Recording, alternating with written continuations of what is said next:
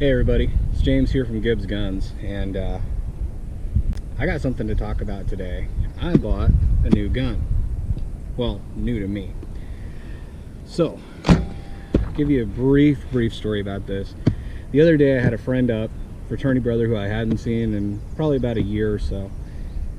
Actually a couple months. We saw him back in February.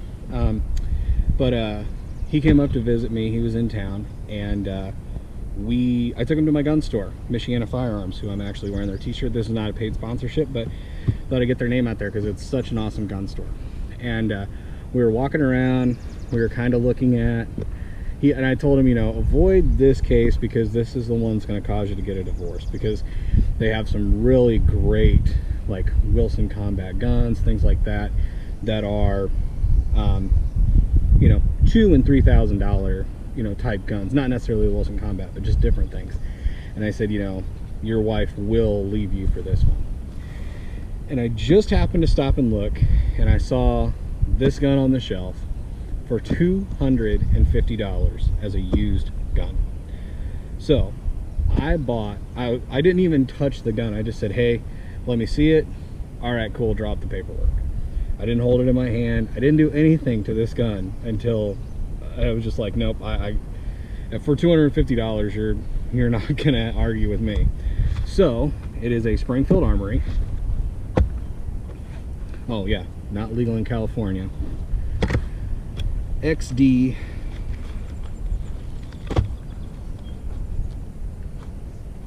40 cal, which everybody knows how I feel about my 40 cal. So this gun is, well, we're about to find out.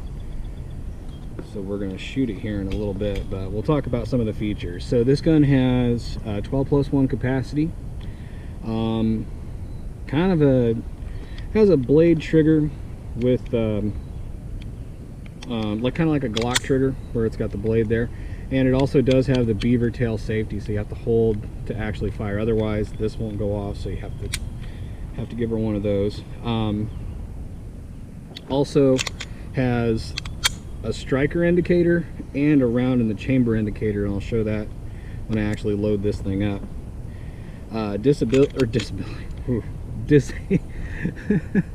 Disassembly of this gun, there we go, is really simple. Slide the slide back, pull it forward, drop the trigger, and there it comes apart. To field strip it, and honestly, looking at this gun and playing with it the last few days, this honestly seems to me like a child or bastard child of a Glock and a 1911, with the beaver tail safety, the look of the Glock, but then everything's backwards on it, like having to when you have to like clean it, you have to slide the lever up. Also, there's an ambidextrous mag release on this. It feels kind of like a Glock in the grip to me. And then the other thing that I have noticed, and we'll see if it affects things on the range, is the safety on, or the trigger on this is just mushy, and that striker indicator is just a little hokey. But hey, we'll see if there's anything that it actually affects. It was a $250 gun, guys. I mean, yes, it's used, but it's a $250 gun either way.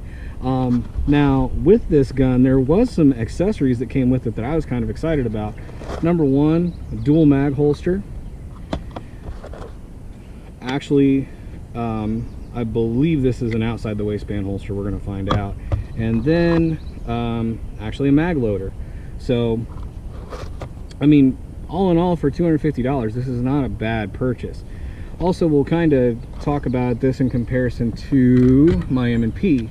So my M&P here is the same capacity, really the same size. I mean, they're both compacts, or they're both compact-ish-esque, I guess.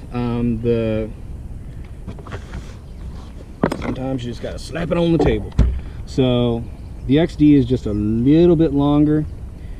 Width-wise, they're almost identical, except the M&P just comes off a little bit sooner.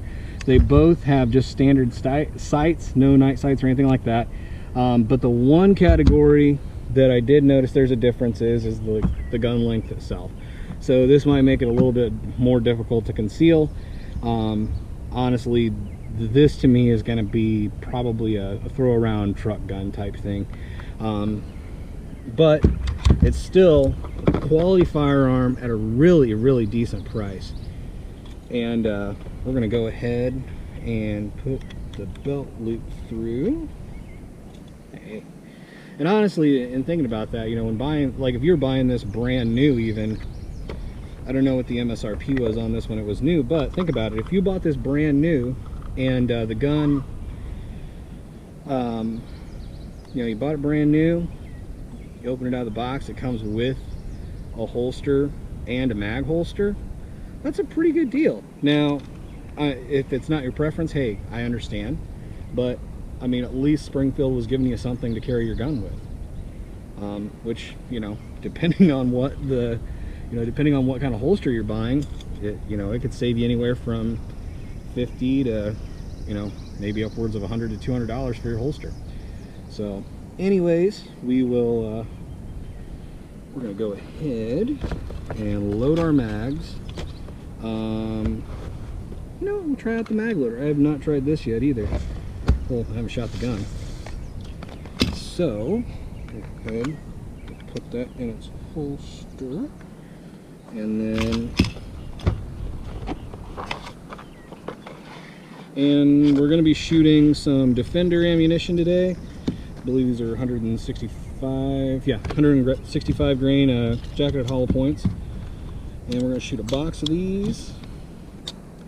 And this little guy, it's not as like strong, I guess, as the Eula, because the Eula goes all the way to the back, but not bad. Also, I did look up mags for these because I was like, well, how much would another mag be? Because I kind of want to fill out this mag holster. I mean, if you got 2 spots, you might as well fill them up, right?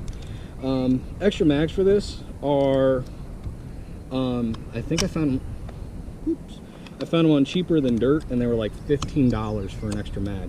So definitely not a bad deal on that. Yeah, okay. So that's that. And then we'll go ahead and load this other one.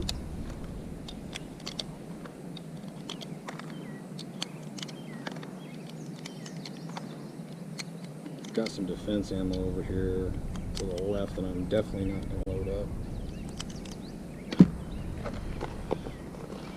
because we already spent enough money this morning shooting and shooting some more. So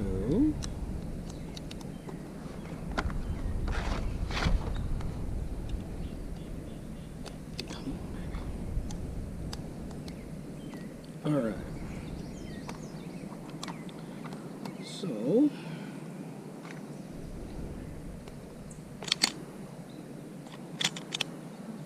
okay, that was awkward, but that was me because I'm trying to shoot at the same time. Shoot, you know what I mean. But now you can see that chamber indicator's up, so we know that there's a round in the chamber. And we'll go ahead, we'll drop it and load in one more. There we go. Put that back in there. All right, grab some hearing protection and eye protection as always, because we are safe here at Gibbs Guns, even though we can't see a dang thing out of the glasses. All right, let's go ahead and shoot a box of ammo through this dang thing.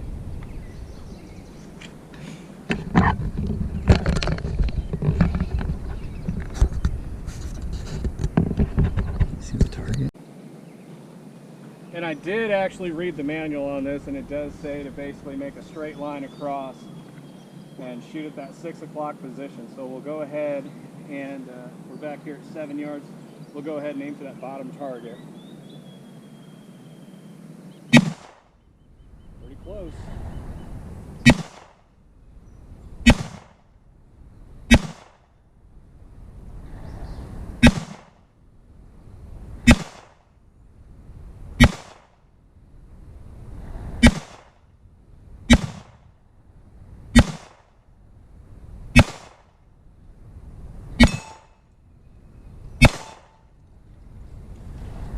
ran that first mag great, and 1, 2, 3, 4, 5, 6, 7, 8, 9, 10.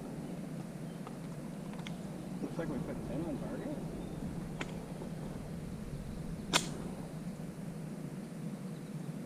Once we put them high. All right. So we'll go for that higher target this time.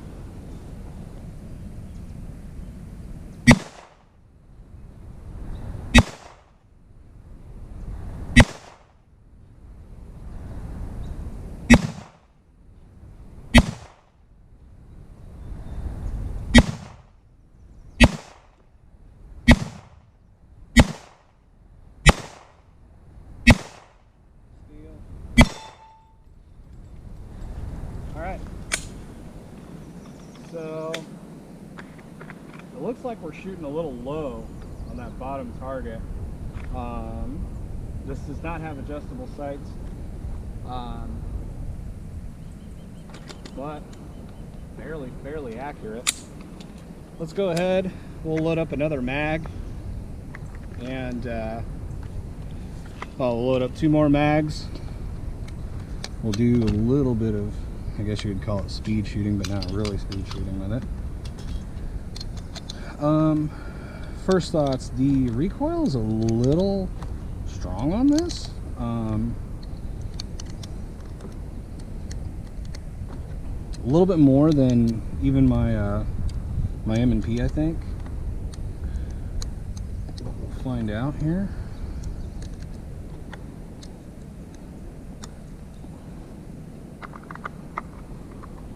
Wait. Yep. Okay. And also another feature I forgot to talk about real quick was these are stainless steel mags, so they'll slide in and out pretty easily. Giggity. Well, these will slide in and out pretty easily, so you don't have to worry about you know, the hang-ups you might have with polymer mags or things like that. So like I said, all in all, this is a pretty dang good gun for $250. Let's get this mag loaded up, shoot the next one.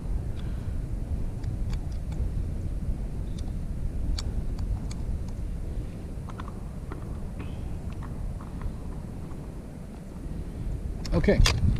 Alright, so we got our second mag loaded up. We're going to do a little bit of speed shooting here and see how well we can hit the target, how well we can hit some of the steel, and just see how quick we can get some rounds down range with this, especially the recoil. Like I said, the recoil on this is a little bit more than my M&P.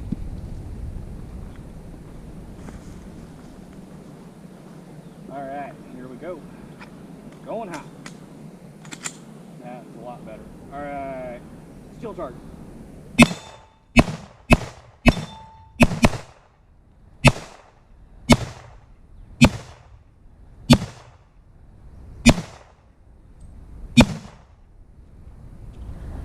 Alright, so those 12 came out pretty easy. Maybe not the most accurate, pretty easy. Alright, and we'll go for the gong we haven't shot all day.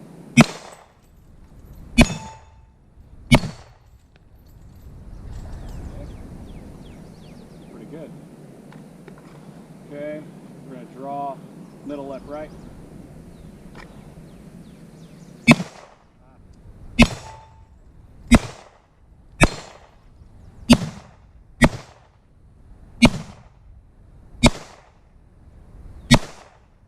Man,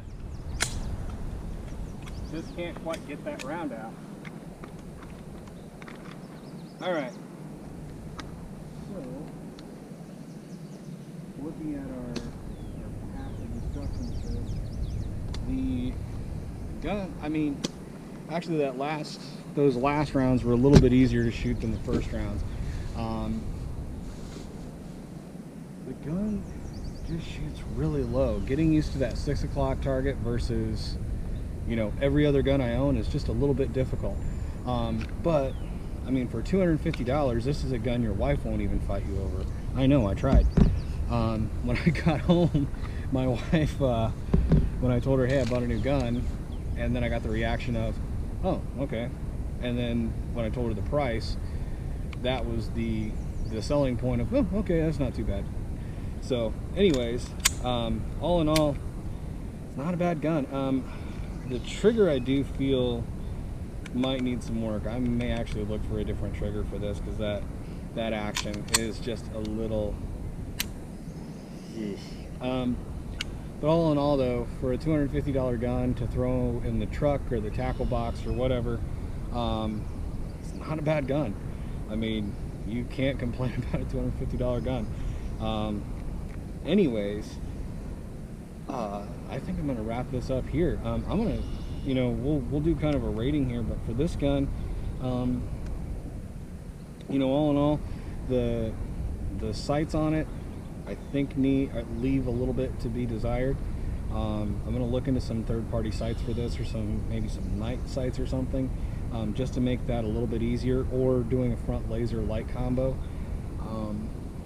And then some of the little quirks of it are kind of nice. The loaded chamber indicator, the striker one's a little bit much for me. This little guy's not too bad. One feature I did find out about this though is, if this is not depressed, you can't even pull the slide back. So this has to be depressed to pull that slide back. Like I said earlier, this is kind of the bastard son of a Glock and a 1911. They took most of the good features of both guns and tried to put it into one. Frankly, for me, this is a gun that I'm going to trust my life with. Just because, I mean, for $250 to shoot a capable round and be able to, you know, have possibly another gun in the rotation to carry. Like, if it's cold out and it's wintertime and I'm wearing something big, this can be easily concealable. This can be concealed with a coat. This could even be possibly concealed inside the waistband. I mean, it's not difficult to conceal something, even of this size versus, you know, a full-size gun. So all in all, this is not a bad gun. You know, just because it's cheap does not mean it's bad. So, all right. Anyways, once again, I'm James from Gibbs Guns. Thank you for watching. Please like, share, and subscribe. And check out my Patreon. There's some new content up there that has never been released on my channel. And take a look at it. There's some really cool stuff on there. Obviously, that Patreon channel goes right back into this range. These targets aren't cheap. Obviously, this gun might be cheap, but buying it new wouldn't have been. So whatever you put into that channel, or whatever you put onto Patreon, is what we're going to put back into these videos. Anyways, thank you again for watching, and I'll see you next time.